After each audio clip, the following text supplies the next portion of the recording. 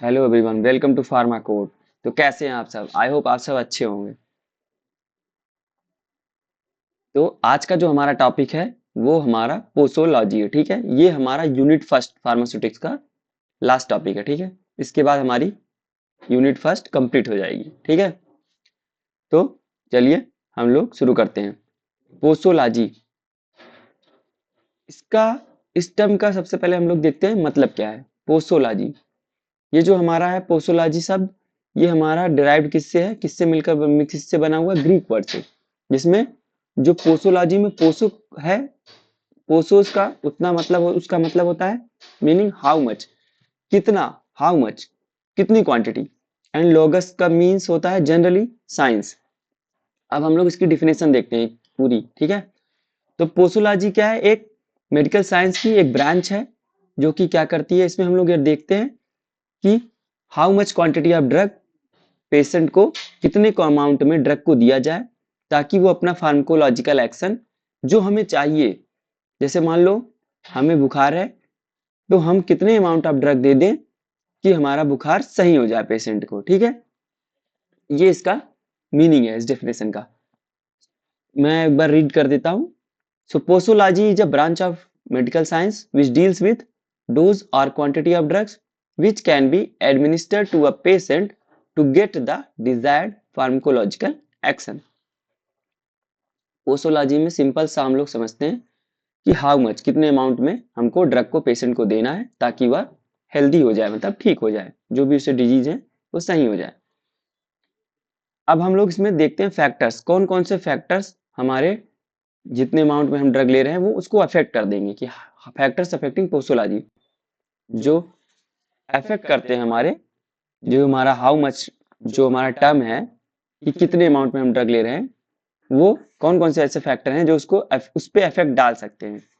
जैसे पहला हमारा एज हो गया।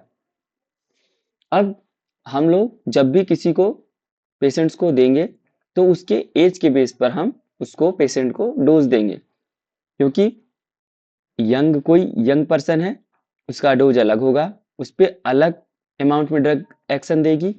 कोई अगर छोटा बच्चा है तो उसको हम यंग के बराबर नहीं दे सकते, उसको लो अमाउंट में ड्रग देंगे तब वो उस पर इफेक्ट डालेगी, नहीं तो उसके साइड इफेक्ट आ सकते हैं। कोई ओल्ड पेशेंट है, उसका मेटाबॉलिज्म कैसा है, ठीक है, और उसकी बॉडी वीक हो चुकी है या फिर स्ट्रांग है, तो कितने अमाउंट ऑफ ड्रग में अच्छा एक्शन देगी। तो हमारा एज भी एक बहुत बड़ा फैक्टर है। सेकंड है हमारा जेंडर। जैसे आपने जनरली देखा होगा जेंडर में मेल हो गया, फीमेल हो गया। जो मेल और फीमेल के बॉडी कंडीशंस होती हैं वो दोनों अलग अलग होती हैं, बॉडी वेट अलग होते हैं, प्लेटलेट्स काउंट्स अलग हो सकते हैं, आरबीसी,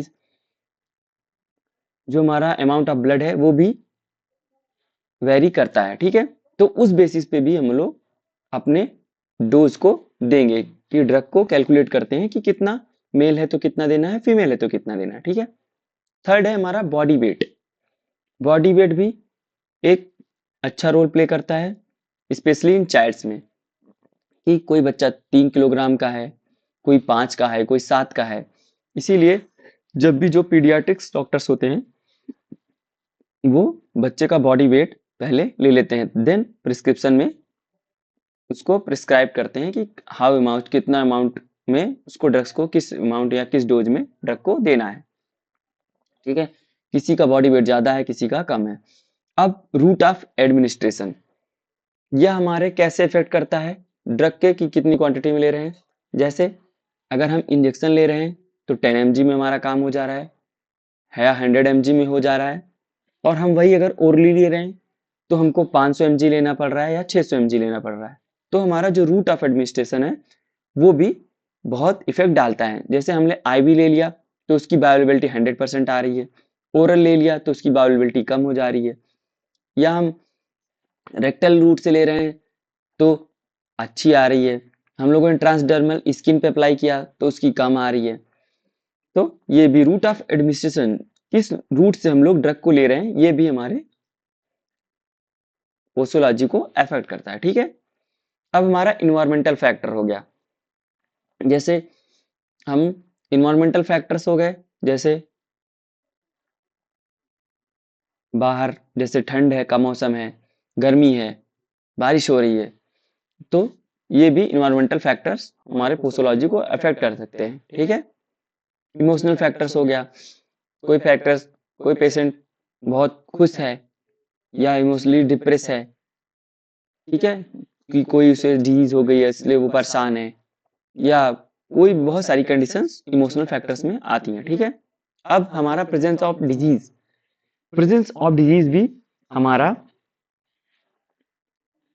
पोसोलॉजी में फैक्टर प्ले करता है। जैसे कि मान लो कैंसर पेशेंट है, उसको अलग डोज दी जाएगी, किसी को काफी लॉन्ग टाइम से बीमारी है तो उसको अलग डोज दी जाएगी। ठीक है, कोई जनरली पेशेंट आ रहा है, अभी उसको स्टार्टिंग में कोई डिजीज हुई है तो उसको अलग डोज दी जाएगी। तो ये प्रेजेंस ऑफ डिजीज भी हमारा अफेक्ट करता है कि हाँ कितनी क्वांटिटी में हम ड्रग ले रहे हैं। अब एक्यूमुलेशन, एक्यूमुलेशन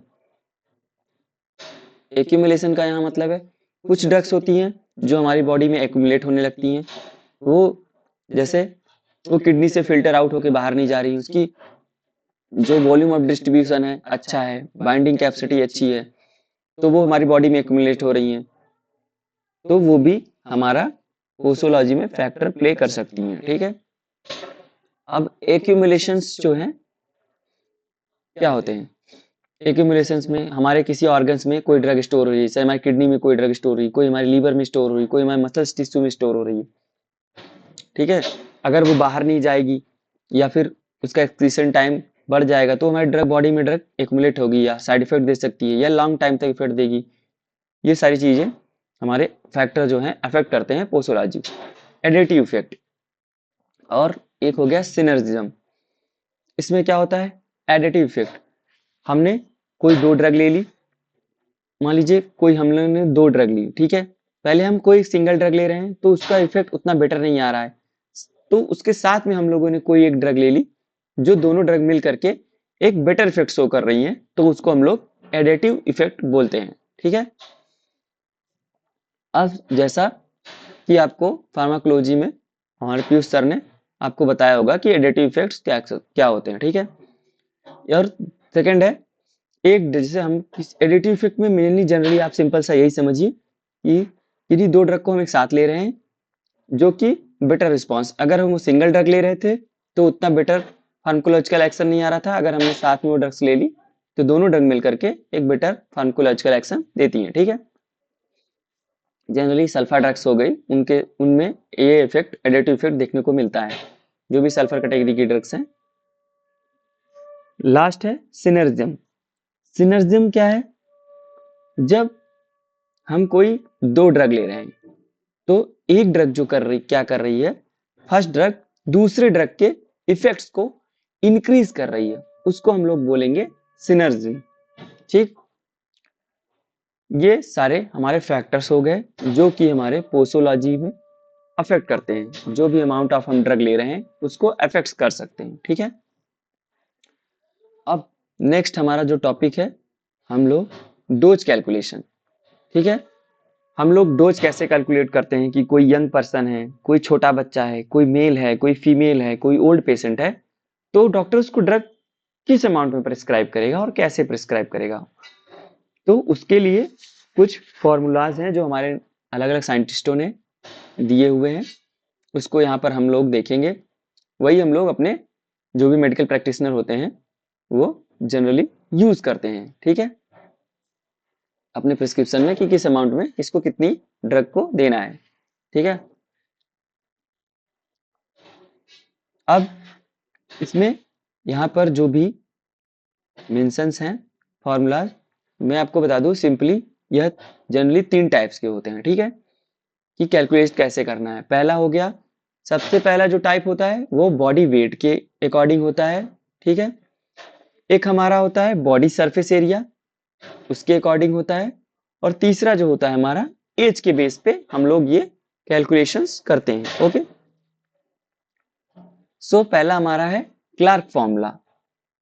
क्लार्क फॉर्मूला में ये जो फॉर्मूला होते हैं ये हमारे बॉडी वेट के अकॉर्डिंग हम इसमें डोज का कैलकुलेशन करते हैं। ठीक है, इसमें क्या हो गया, जैसे पहला देख लेते हैं क्लार्क फॉर्मूला में, चाइल्ड डोज हो गया उस child dose equal to weight in lbs upon 150 into adult dose. अगर हम लोग कोई चाइल्ड, क्योंकि यहाँ पर जितनी कैलकुलेशन है वो चाइल्ड डोज के लिए दी हुई है, ठीक है, तो एडल्ट को कितना लगेगा और चाइल्ड को कितना लगेगा ये हमारा आ जाता है। आप इससे एडल्ट भी डोज निकाल सकते हैं, इससे चाइल्ड डोज भी निकाल सकते हैं, ठीक है। तो अब हम लोग फर्स्ट फॉर्मूला देखते हैं क्लार्क का। Child dose equal to weight in lbs upon 150 into adult dose. Weight in lbs, यहाँ वेट इन एल्व्स का मतलब है पाउंड, ठीक है, कि वेट कितना है, पाउंड में कितना वेट है, अपॉन 150 वेट इन एल्व्स मतलब कितना वेट है पाउंड में, divided by 150 into adult dose, जितनी भी एडल्ट डोज होगी उससे मल्टीप्लाई कर देंगे तो हमारा चाइल्ड डोज आ जाएगा, ठीक है। अब अगर किसी बच्चे का वेट हम लोग केजी में ले रहे हैं तो हम लोग सेकंड फॉर्मूला क्लास का यूज करेंगे, जिसमें क्या होगा, जो वेट होगा वो हम लोग केजी में divided by 70 into adult dose. ये हमारा क्लार्क का फॉर्मूला हो गया। ये किस पे बेस्ड होता है, ये बॉडी वेट पर बेस्ड होता है। अब हम लोग सेकंड, ये जो फार्मूलाज हैं डीलिंग्स, फ्राइड, यंग्स और कार्लिंग्स और बेस्टर्स, ये जो फार्मूलाज हैं ये हमारे बेस्ड ऑन इन एज पे होते हैं, ठीक है, कि एज कितनी है। तो सबसे पहला फार्मूला हम लोग जो एज के अकॉर्डिंग है उसमें है डीलिंग्स फार्मूला। डीलिंग्स फार्मूला हमारा क्या होता है, ये हमारा 12 से 20 साल तक की एज के बच्चों के लिए कैलकुलेट किया जाता है, ठीक है। इसमें child dose equal to age in year कि कितने साल का है अपॉन 20 इंटू एडल्ट डोज। ये हमारे चाइल्ड डोज का कैलकुलेशन करना है डेलिंग्स फार्मूला से, तो उसमें क्या करते हैं कि बच्चे की उम्र कितनी है, एज इन ईयर, फिर इसको डिवाइड करते हैं किससे, 20 से, और मल्टीप्लाई करते हैं एडल्ट डोज से। थर्ड है हमारा फ्राइड फार्मूला, ठीक है, फ्राई फार्मूला, ठीक है, फ्राइड्स फार्मूला। इसको हम लोग, ये इन्फेंट जो छोटे बच्चे होते हैं, नवजात शिशु जिसे हम बोलते हैं, इन्फेंट्स जो थोड़ा अभी पैदा हुए हैं उससे थोड़ा उम्र में जो बड़े होते हैं, जैसे 1 महीने या 6 महीने या 1 साल के जो बच्चे होते हैं उनको हम लोग इन्फेंट्स बोलते हैं। जो अभी 1 महीने के होने वाले होते हैं, 9 या 10 महीने के होते हैं, उनको हम लोग इन्फेंट बोलते हैं, ठीक है। तो यहाँ पर हम लोग उसके लिए फॉर्मूला है child dose equal to age in month, कितने महीने का वो बच्चा है, अपॉन 150 इंटू एडल्ट डोज, ठीक है। ये हमारा फ्राइड का फॉर्मूला हो गया। अब फोर्थ है यंग्स फॉर्मूला। यंग्स फॉर्मूला में हम लोग कितने साल के बच्चों का, 1 से 12 साल तक के बच्चों का चाइल्ड डोज कैलकुलेशन करते हैं। इसमें बच्चे की age, child dose equal to age in year, बच्चा कितने साल का है, अपॉन एज प्लस 12, कितने साल की उसकी उम्र है उसकी एज डिवाइड करेंगे उसको, उसकी एज कितनी है प्लस उसमें 12 जोड़ देंगे और उसको मल्टीप्लाई कर देंगे एडल्ट डोज से, तो हमारी चाइल्ड डोज आ जाएगी। अब ये हमारा कॉलिंग्स फॉर्मूला। कॉलिंग्स फॉर्मूला में हमारा child dose age at next birthday 24 into adult dose, ठीक है।